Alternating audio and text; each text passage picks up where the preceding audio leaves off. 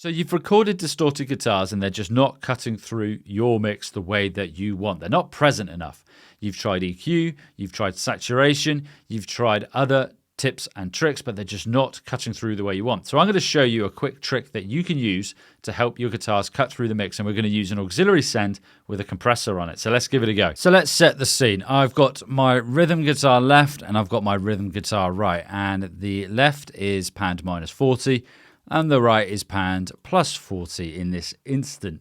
And for each of these channels, I've got a pre-fader send, and it is going to an auxiliary channel called GTR Comp, which has my compressor on it. And on this channel, this auxiliary send, I'm using the Logic Pro compressor on here, and I'm using the vintage Opto, as I do like an Opto compressor. So the send level of each of the tracks going to this guitar compressor auxiliary send is -5. If I go over to this guitar left, you'll see the pre-fader send rather is at -5. I'm just going to pull it down. There we are, and put it back to -5.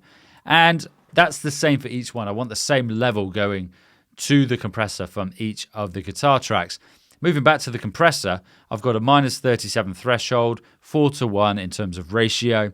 The attack is timed to the track. It's 35 milliseconds. I wanted the initial guitar transient to come through, and I want it to be much smoother as well, which is why I'm using the vintage Opto here. I'm using the auto release feature of this compressor in this instance, and I've got makeup gain set to 4 to compensate for that gain reduction.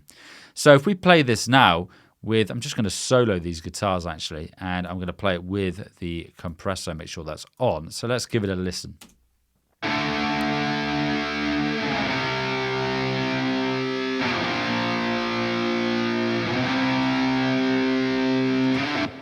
Yeah, so I've got about 4 dB of gain reduction happening there. So I've got that happening, and the output actually is set to -2 again, because I just wanted to bring it down a touch once I've gone through and applied that makeup gain.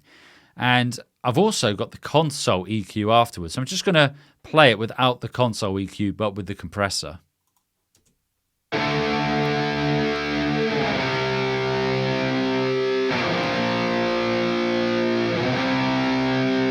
And this is with the console EQ.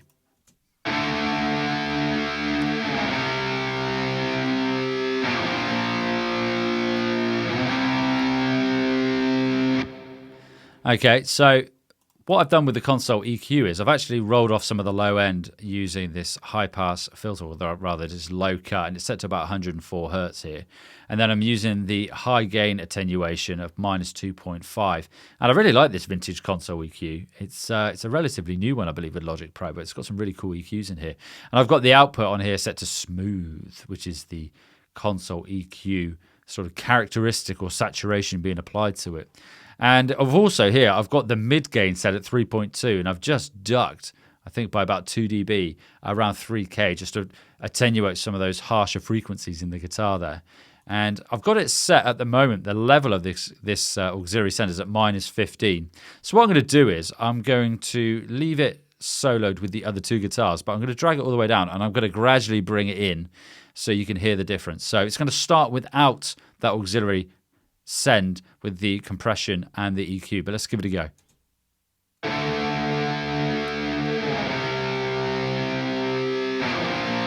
So I'm bringing it in.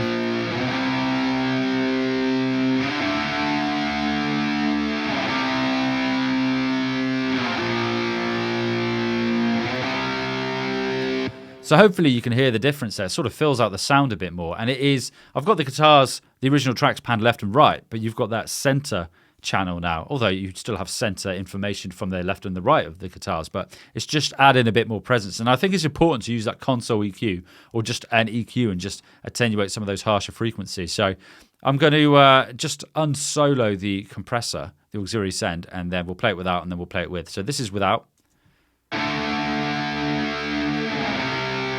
And this is with.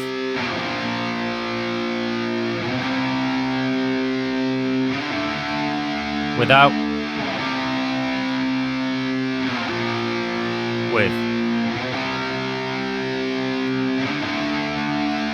So that's without. This is with. So it's quite subtle, but I think a really nice effect, and you're not having to affect the level of the guitar left and guitar right tracks that I've got here. So what I'm going to do now is I'm going to play it in the context of the whole mix with the lead guitar as well. So I'm going to start it without, and then I'll play it with. So remember, this is without the auxiliary send. So let's give it a go.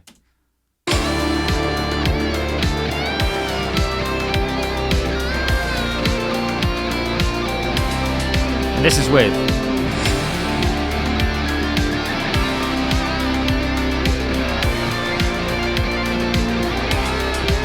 This is without.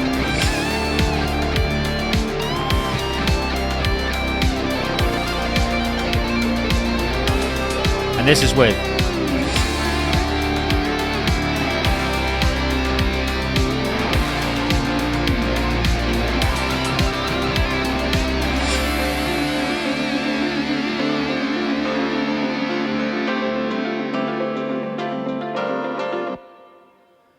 So there we go. It's very subtle. It's very subtle. But I think in the context of the whole mix, it just added a bit more presence and a bit more bite to those rhythm guitars. So give it a go. Play around with the compression settings to your taste and then bring it in. I've got it set now at -11 in terms of level. I did have it at -15, but having played around with some settings, I brought it up to -11. So I think between -10, -15 seems to be a good sort of ballpark figure for that auxiliary send. But there we go. Add presence to your distorted rhythm guitars using an auxiliary send with a compressor and then an EQ after it. Give it a go, folks.